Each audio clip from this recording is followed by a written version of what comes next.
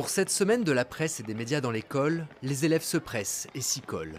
Ce matin, dans ce collège près de Versailles en banlieue parisienne, pas de cours de maths ni d'histoire géo, mais une rencontre avec un journaliste de TV5 Monde. Ils sont en troisième, ils ont 12 ou 13 ans. Lui est rédacteur en chef. Il a 25 ans, de carte de presse. 1 heure pour échanger, présentation du métier, et très vite, les questions fusent. Sur quelle chaîne vous avez préféré travailler?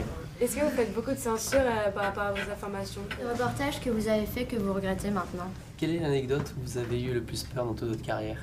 Est-ce que ça vous gêne de savoir que dans certains pays, vos articles pourraient être censurés? Chaque fois que l'on reçoit un avertissement, voire une menace téléphonique, chaque fois qu'on censure un papier, on se dit, c'est un peu comme la roulette du dentiste sur le nerf, ça a dû faire mal quelque part, donc il faut soigner la dent malade, quoi. Plus il y aura de papiers et d'articles, de reportages qui gêneront, plus on se rapprochera d'une certaine vérité. C'est un métier qui vous donne envie de changer le monde. On essaie d'abord de l'expliquer.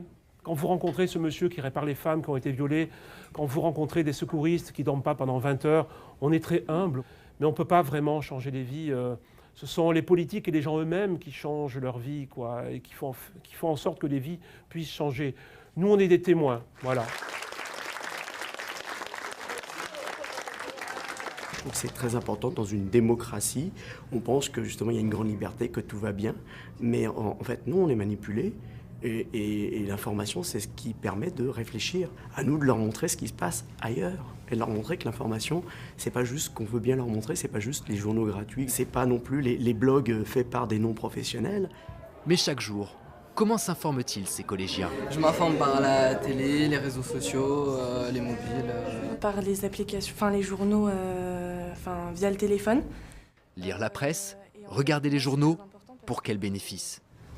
Parce que on se sent moins idiot en fait. On est plus informé, puis moi personnellement ça augmente ma culture générale. C'est que ça sert pour sensibiliser les publics, ça a quand même un pouvoir énorme.